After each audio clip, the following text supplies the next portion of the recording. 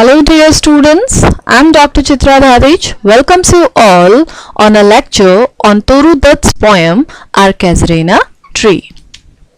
First of all, we should know about Toru Dutt. Toru Dutt, poet, novelist, essayist and translator, was an outstanding pioneer in the history of Indian literature. Born as Torulata Dutt to the illustrious and wealthy Dutt family of Calcutta, now Kolkata, she was the youngest daughter of a reputed Bengali family. Bengali writer Toru Dutt is often considered the first Indian poetess to write in French and English. At a time when Indian writers were facing a lot of criticism from English literatures, Dutt's work was not only appreciated but even republished. Although she died at the tender age of 21, Dutt's achievements are significant even today also. Toru Dutt produced an impressive collection of poetry and prose. She contributed regularly to the Poets' Corner of the Bengal magazine and the Calcutta Review, publishing a series of English translations of French poetry between March 1874 and March 1877. She also wrote an Eurasian poet and two essays on the French Romantic poets Lecointre de Leslie and Josephine Solry in 1874. The only work that was republished during Toru's lifetime was A Sheaf Gleaned in French Fields, published in 1876. This was a collection of English translations of French poetry that Toru had begun with her elder sister and was published by the Saptahik Sambandh Press in Calcutta without any preface or introduction.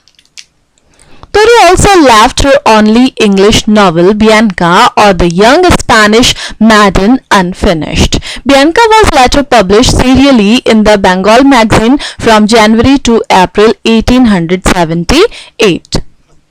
Toru's French novel Les Journaux de Mademoiselle d'Avers was posthumously published in France in 1879 with an introduction by Cressy Bader.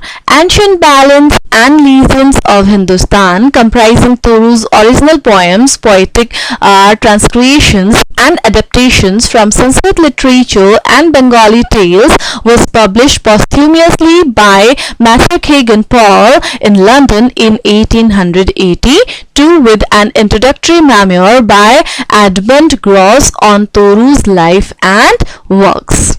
The poem prescribed in Our Syllabus, Our Casuarina Tree, is a poem published in 1881 by Toru Dutt, an Indian poet. In this poem, Toru Dutt celebrates the majesty of the casuarina tree that she used to see by her window and remembers her happy childhood days spent under it and revives her memories with her beloved siblings named Aru and Abju.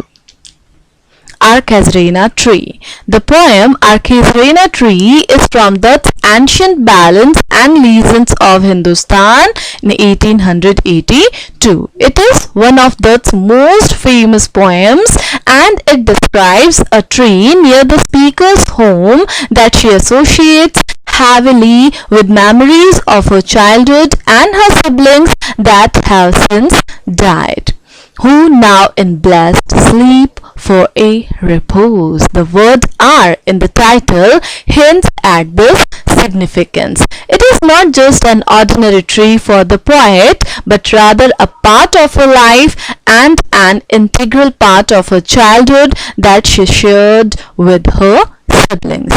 K. R. Srinivasa Iyengar quoted, "Our casuarina tree is more than the poetic evocation of a tree. It is recapturing the past and immortalizing the moments of time so recaptured. The tree is both tree in symbol and in it implicated both time and it. Like a used python winding round and round the rugged trunk, indented deep with the scars, up to its very summit near the stars, a creeper climbs in whose embraces bound no other tree could live, but gallantly the giant wears the scarf, and flowers are hung in crimson clusters, all the boughs among, whereon all day are gathered bird and bee, and oft at nights the garden overflows with one sweet song that seems to have no close, sung darkling from our tree while man repose. So the poem gives an objective description of the tree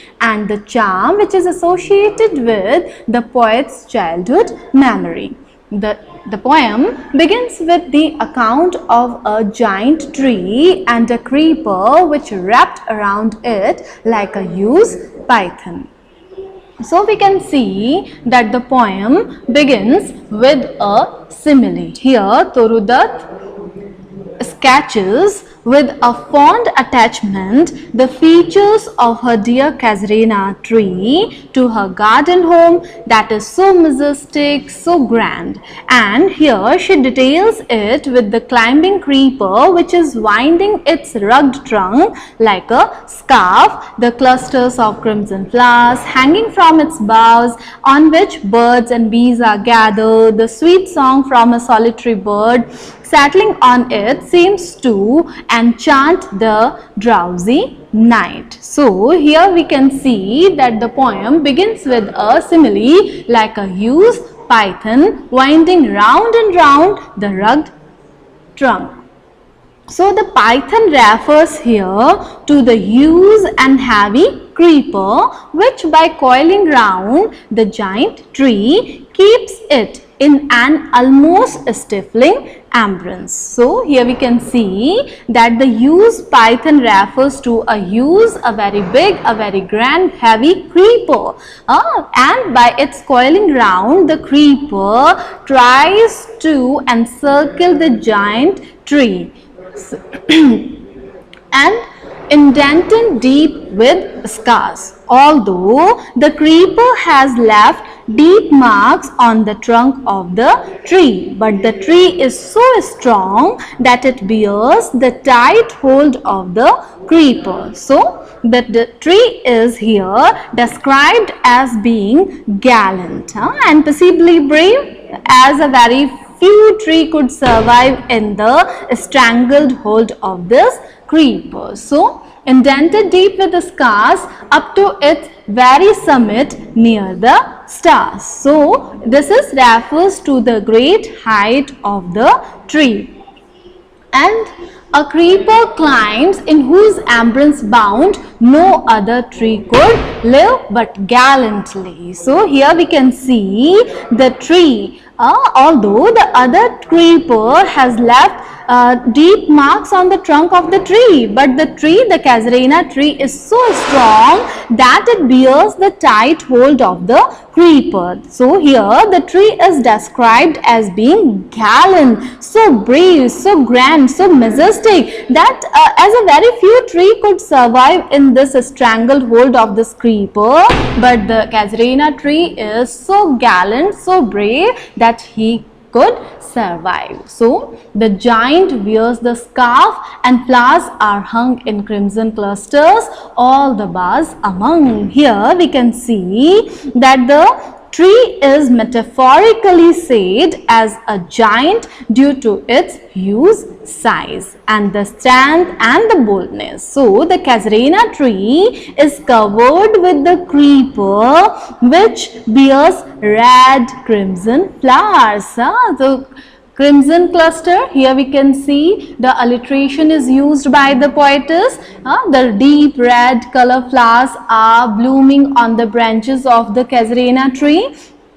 So the red crimson flowers appears at the tree that is wearing a colorful scarf. So the poet describing the life that thrives amidst every facet of the tree. How? That whereon all day are gathered birds and bees, and off at night the garden overflows with one sweet song that seems to have no close, sung darkling from our tree while man repose. So here we can see that the bees and birds are gathered on the branches of the casuarina tree, and even at the night time the garden is overflows with the echoing sound. The sound is of a song, the sound of a song which is very sweet, which is very melodious, and that seems to have no close. So here we can see it is the casuarina tree is a center of busy life of birds and bees. The tree is depicted grand, very charming. It has become dear to the poetess, and here we can see all the birds and bees are also gathered here.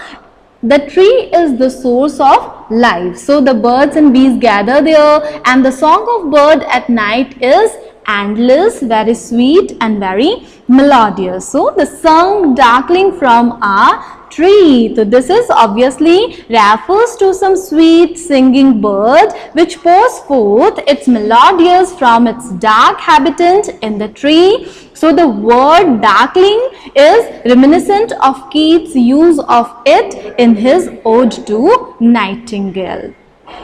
So it's very clear to all of us that the bird is singing at the night time while sitting on the branch of the casuarina tree, while the man repose means when the human beings are taking rest, it means at the night time. And the second stanza. When first my casement is wide open thrown at dawn, my eyes delighted on it rest. Sometimes and most in winter on its crest, a grey baboon sits a statue-like alone, watching the sunrise while on lower boughs his puny offspring sleep about and play, and far and near cockles hail the day, and to their pastures wend our sleepy cows, and in the shadow on the broad tank cast by that hoar tree, so beautiful and vast, the water lilies spring like snow and mast. So this stanza moves from the objective description of the tree to the impact it has on the poem, narrator whose eyes delighted on it. Yes, so casuarina tree by Toru Dutt. Now in the second stanza showing that when first she opened her window in early morning, her eyes feel delighted. It means she herself feel delighted on the rest of the scene which is watching by her eyes. Sometimes and most in winter on its crest, a grey baboon sits a statue like alone. So there is a grey baboon sits alone like a statue while his baby is jumping and playing on the lower part of the tree. So here we can see that baboon. What do you mean by the baboon? Baboon is a kind of the large ape, a monkey with a short tail. So the casement means window, and here we can see that in a early morning when Toru Dutt opens her window, she can see the view of her garden where the casuarina tree is situated, and where she feels very happiness, the delightedness that sometimes and most especially in the winter season on its crest means on the top of the branch of the casuarina tree, a grey baboon sits a statue like alone. Here we can see again the simile used by Toru Dutt, like alone. So here a large monkey with a short ponytail sits like a statue. So the monkey is a very great lover of nature, that he sits like a statue and watching the sunrise. और क्या देखता है?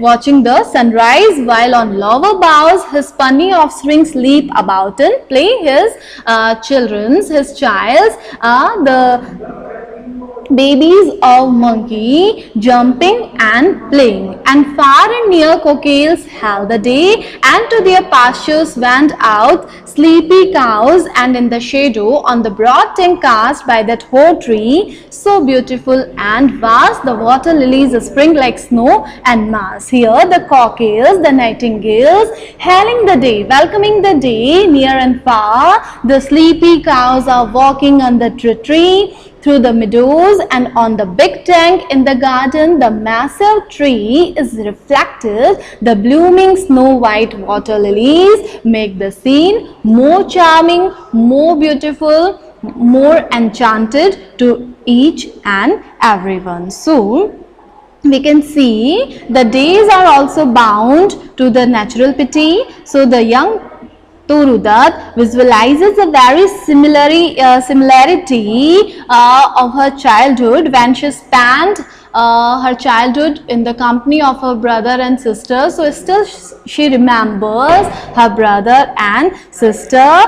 That's why the tree will continue to be dear to her. So here we can see that the first two stanzas are narrative, in which the poet gives a description of the casuarina tree, which shows her minute observation of the natural object, and she expresses her love to the nature. Here we can see that the casuarina tree was a very big tree. It is standing very high, very profoundly, and the creepers climbed up to it. The flowers of it hang in a crimson cluster.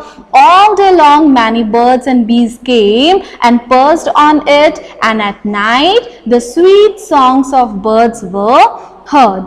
In the very morning, while the poet opened her door, her eyes first rested on the tree which was in front of his home. And sometimes in winter a grey baboon came to the tree and sat on its branch alone like a statue, and watched the sun rising seen, and his funny offsprings leaped up here and there and played. And here we also see that the cuckoos, the cockles, the nightingales also came to the tree and sang song, hailing the day. The cows grazed on the pastures under the tree. Beside the tree there was a broad tank, a pond of water, and in it the beautiful lilies, the flowers, sprang and bloomed, and that is a very charming scene. So I hope you all understand the two stanzas of the poem